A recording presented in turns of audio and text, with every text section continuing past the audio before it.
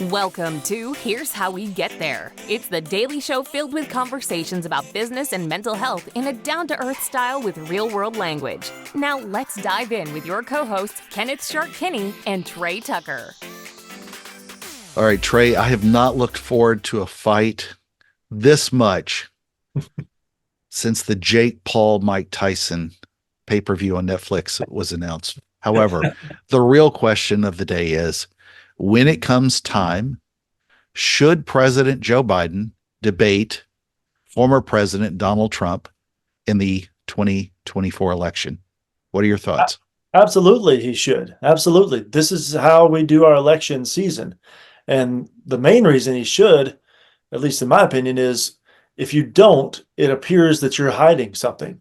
So if you're not going to debate, then what are you hiding? That would be the main question that I and a lot of people would have. I don't care who the candidate is. If they refuse to debate, whether they're presidential candidates, Republicans, Democrats, Senate, local city council, if there's a debate, why would you not debate and tell how you would solve the specific issues? Because these issues we face in 2024, pretty different than what we faced in 2020.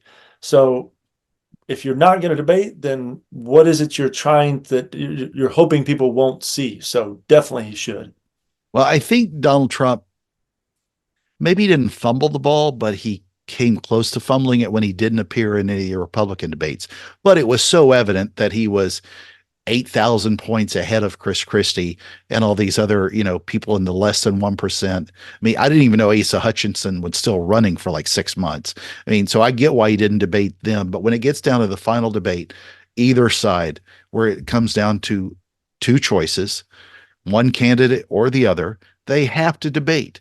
I don't care if it's Donald Trump or Joe Biden or who the candidate is until the end of the time, because at the end of the day, a debate is how we make decisions.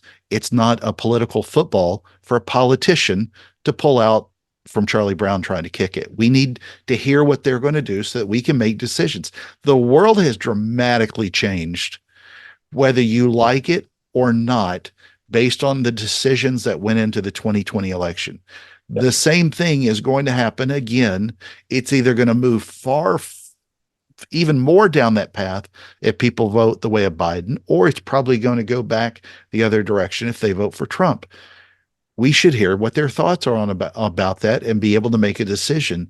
And I don't need to hear them stand in front of a bunch of reporters and answer questions that are often picked. Both sides have done it over time. We've seen both of them do it. A lot of the conversation also is about cognition. I mean, if we had seen Ronald Reagan 4 years later and then had to debate, you wouldn't have wanted him to debate because he looked like he had Alzheimer's at the very end of his series. And you don't want him just to stick his head in the sand the same way we don't want Joe Biden to do that now. It's too serious. The world's in too nefarious a place. There's too many things going on. Inflation, the price of flipping eggs has been, ridiculous. Where we're going with energy and everything else. People need to be able to make these kind of choices about the safety of themselves, their families and friends, and make the right choices. And we, both candidates owe it to us, even if it's only one time. We just need to be able to make those decisions on our own, not based on the way they want to use it as a political football.